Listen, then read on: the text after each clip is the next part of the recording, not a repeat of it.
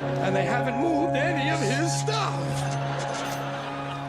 Or wherever they give you to sleep, usually right near the bed there's a dresser, and there's never any room on the dresser for your stuff. Someone else's shit is on the dresser. Have you noticed that their stuff is shit and your shit is stuff?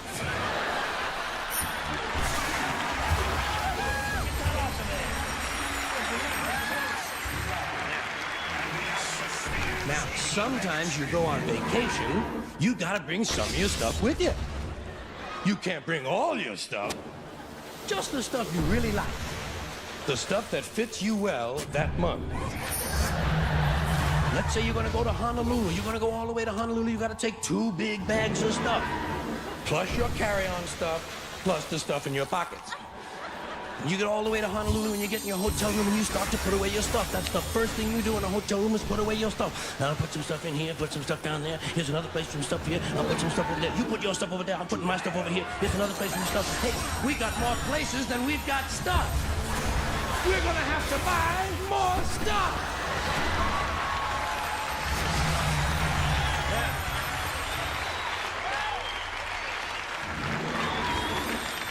And you put all your stuff away, and you know that you're thousands of miles from home, and you don't quite feel at ease, but you know that you must be okay because you do have some of your stuff with you. And you relax in Honolulu on that basis. That's when your friend from Maui calls and says, hey, why don't you come over to Maui for the weekend? Spend a couple of nights over here. Oh, shit, no. Now what stuff do you bring? Right, you've got to bring an even smaller version of your stuff. Just enough stuff for a weekend on Maui. And you get over, and you're really spread out now. You've got shit all over the world. You've got stuff at home, stuff in storage, stuff in Honolulu, stuff in Maui, stuff in your pockets. Supply lines are getting longer and harder to maintain. But you get over to your friend's house in Maui and they give you a little place to sleep, and there's a little window ledge or some kind of a small shelf, and there's not much room on it, but it's okay because you don't have much stuff now. And you put what stuff you do have up there. You put your imported French toenail clippers, your odor readers with a 45-day guarantee, your cinnamon-flavored dental floss, and your Akron 12-hour decongestant nasal spray. And even though you're a long way from home, you know that you must be okay because you do have your Akron 12-hour decongestant nasal spray. And you relax in Maui on that basis. That's when your friend says, hey, I think tonight we'll go over the other side of the island, stay at my friend's house overnight. Oh, shit, no. No! Now you just bring the things you know you're gonna need. Money, keys, comb, wallet, lighter, hanky, pen, cigarettes, contraceptives, Vaseline, whips, chains, whistles, dildos, and a book. Lame white motherfuckers. Inauthentic, low-frequency, single-digit, lame white motherfuckers. Especially these male movie stars who think they're blues artists. You ever see these guys? Don't you just want to puke in your soup? One of these fat, balding, overweight, overaged, out-of-shape, middle-aged male movie stars with sunglasses jumps on stage and starts blowing into a harmonica. It's a fucking sacrilege. In the first place, white people got no business playing the blues ever, at all, under any circumstances, ever. What the fuck do white people have to be blue about? Banana Republic ran out of khakis?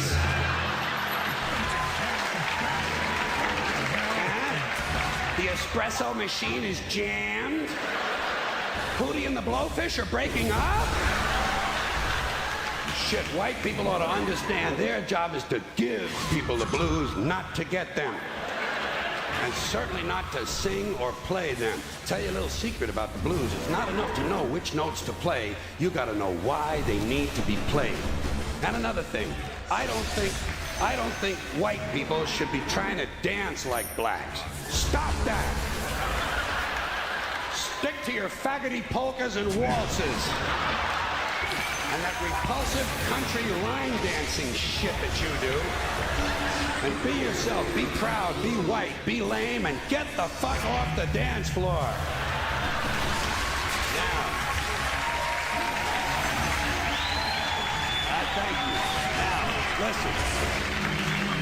Long as we're discussing minorities, I'd like to mention something about language. There are a couple of terms being used a lot these days by guilty white liberals. First one is happens to be. He happens to be black. I have a friend who happens to be black. Like it's a fucking accident, you know? Happens to be black. Yes, he happens to be black. Ah, yeah. He had 2 black parents? Oh, yes, he did. Yes, that's right. And they fucked? Oh, indeed they did.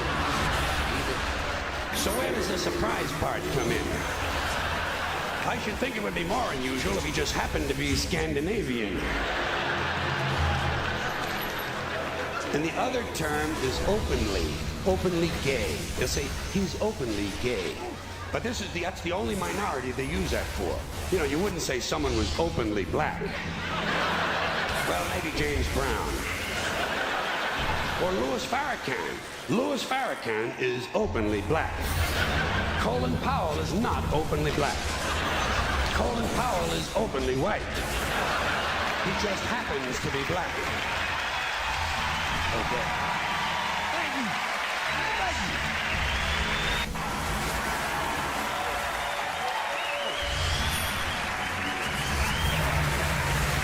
Thank you very much. There are some more people with missing chromosomes who ought to be thrown screaming from a helicopter. Gun enthusiasts, you know? Oh yeah, I'm a gun enthusiast. Oh yeah, well I'm a blowjob enthusiast. You want to see me shoot? Cock this and I'll discharge a load for you. And I'm not against guns. I'm not one of those mindless Hollywood cocksuckers. I'm not against guns. I'm not against bullets. I'm not even against people shooting each other. Shit, shooting somebody's part of the American dream. I don't care who it is. Parents, teachers, kids, fuck them. Let them get shot. It doesn't bother me. But speaking of mindless Hollywood cocksuckers, before Charlton Heston became president, these dickless lunatics in the NRA, they had a different guy. He's still one of their major spokesmen. His name is Wayne LaPierre. What kind of a name for a gun nut is Wayne LaPierre? Doesn't this sound a little fruity to you? Hi, I'm Wayne. I'm a gun person. Bang, bang. You know what this prick's name ought to be? Biff Webster. Spud Crowley, a man's name, Chuck Steak. Rights. Boy, everyone in this country's always running around yammering about their fucking rights. I have a right, you have no right, we have a right, they don't have a right. Folks, I hate to spoil your fun, but there's no such thing as rights, okay? They're imaginary. We made them up, like the Boogeyman. The Three Little Pigs, Pinocchio, Mother Goose, shit like that. Rights are an idea. They're just imaginary. They're a cute idea. Cute, but that's all, cute and fictional. But if you think you do have rights, let me ask you this. Where do they come from? People say, well, they come from God. They're God-given rights. Oh, fuck, here we go again. The God excuse, the last refuge of a man with no answers and no argument, it came from God. Anything we can't describe must have come from God. Personally, folks, I believe that if your rights came from God, He would have given you the right to some food every day, and He would have given you the right to a roof over your head.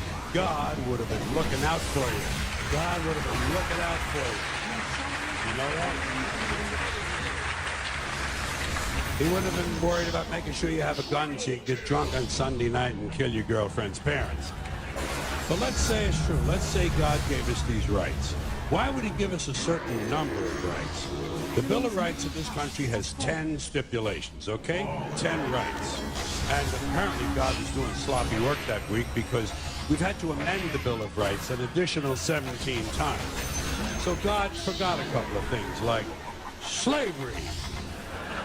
Just fucking slipped His mind. But let's say God gave us the original 10. He gave the British 13. The British Bill of Rights has 13 stipulations. The Germans have 29. The Belgians have 25. The Swedish have only 6. And some people in the world have no rights at all. What kind of a fucking goddamn God-given deal is that? No rights at all? Why would God give different people in different countries different numbers of different rights? Boredom? Amusement? Bad arithmetic? Do we find out at long last, after all this time, that God is weak in math skills? Doesn't sound like divine planning to me. Sounds more like human planning. Sounds more like one group trying to control another group. In other words, business as usual in America.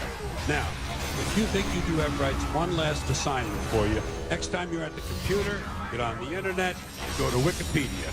When you get to Wikipedia, in the search field for Wikipedia, I want you to type in Japanese Americans 1942, and you'll find out all about your precious fucking rights, okay? All right. You know about it. You know about it. Yeah. In 1942, there were 110,000 Japanese American citizens and good-standing, law-abiding people who were thrown into internment camps simply because their parents were born in the wrong country. That's all they did wrong. They had no right to a lawyer, no right to a fair trial, no right to a jury of their peers, no right to due process of any kind.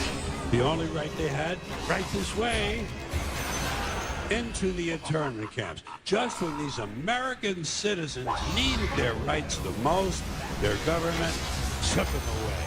And rights aren't rights if someone can take them away. They're privileges. That's all we've ever had in this country is a bill of temporary privileges. And if you read the news even badly, you know that every year the list gets shorter and shorter and shorter. You see what I'm saying?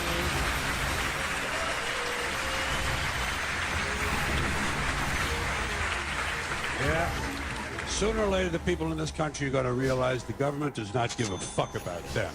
Government doesn't care about you or your children or your rights or your welfare or your safety. It simply doesn't give a fuck about you. It's interested in its own power. That's the only thing, keeping it and expanding it wherever possible. Personally, when it comes to rights, I think one of two things is true. I think either we have unlimited rights or we have no rights at all. Personally, I lean toward unlimited rights. I feel, for instance, I have the right to do anything I please. But if I do something you don't like, I think you have the right to kill me. So where are you going to find a fairer fucking deal than that? So the next time some asshole says, "Gee, I have a right to my opinion," you say, "Oh yeah? Well, I have a right to my opinion, and my opinion is you have no right to your opinion." Then shoot the fuck and walk away. And of course, the country is founded on the double standard. That's our history. We were founded on a very basic double standard. This country was founded by slave owners who wanted to be free. Am I right? A group of slave owners who wanted to be free. So they killed a lot of white English people in order to continue owning their black African people so they could wipe out the rest of the red Indian people and move west and steal the rest of the land from the brown Mexican people, giving them a place to take off and drop their nuclear weapons on the yellow Japanese people. You know what the motto? You know what the motto of this country ought to be? You give us a color, we'll wipe it out. You got it. So anyway, about 80 years after the Constitution is ratified, 80 years later, the slaves are freed. Not so you really notice it, of course. Just sort of on paper. And that was, of course, during the Civil War. Now, there's another phrase I dearly love. That is a true oxymoron if I've ever heard one. Civil War. Do you think any country could really have a civil war? Say, pardon me. I'm awfully sorry.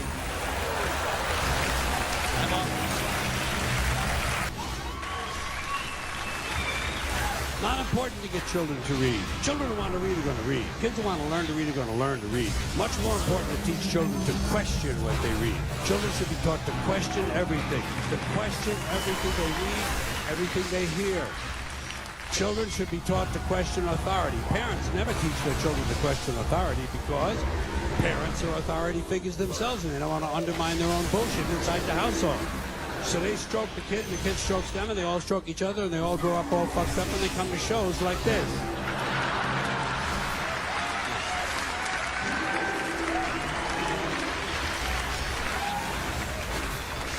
Kids have to be warned that there's bullshit coming down the road.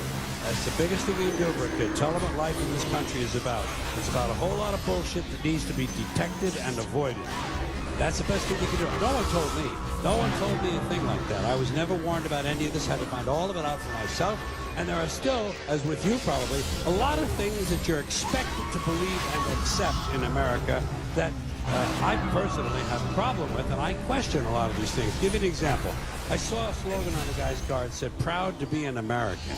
And I thought, well, what the fuck does that mean?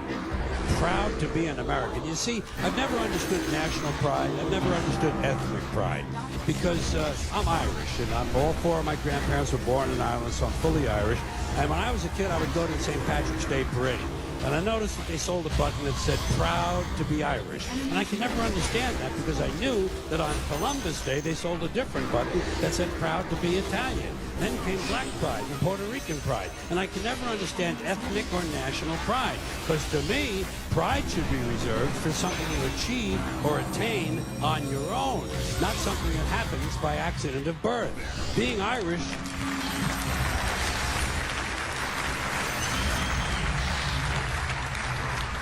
Being Irish isn't a skill. It's a fucking genetic accident. You wouldn't say I'm proud to be 5'11". I'm proud to have a predisposition for colon cancer. So why the fuck would you be proud to be Irish or proud to be Italian or American or anything? If you're happy with it, that's fine. Do that. Put that on your card. Happy to be an American. Be happy. Don't be proud. Too much pride as it is. Pride goeth before a fall. Never forget Proverbs, okay? Now, here's another slogan. Here's another slogan you run into all the time. God bless America. Once again, respectfully, I say to myself, what the fuck does that mean? God bless America? Is that a request? Is that a demand? Is that a suggestion? Politicians say it at the end of every speech, as if it were some sort of verbal tick that they can't get rid of. God bless you and God bless America. God bless you and God bless America. I guess they figure if they leave it out, someone's going to think they're bad Americans. Let me tell you a little secret about God, folks. God does not give a flying fuck about America, okay? He doesn't care. He never cared about this country. He never has. He never will. He doesn't care about this country any more than he cares about Mongolia, Transylvania, Pittsburgh, the Suez Canal, or the North Pole. He simply doesn't care, okay? He doesn't care. Listen, there are 200 countries in the world now. Do these people honestly think that God is sitting around picking out his favorites? Why would he do that? Why would God have a favorite country? And why would it be America out of all the countries? Because we have the most money? Because he likes our national anthem? Maybe it's because he heard we have 18 delicious flavors of classic rice-a-roni. It's delusional thinking. It's delusional thinking, and Americans are not alone with these sort of delusions. Military cemeteries around the world are packed with brainwashed, dead soldiers who are convinced God was on their side. America prays for God to destroy our enemies. Our enemies pray for God to destroy us. Somebody's going to be disappointed. Somebody's wasting their fucking time. Could it be everyone?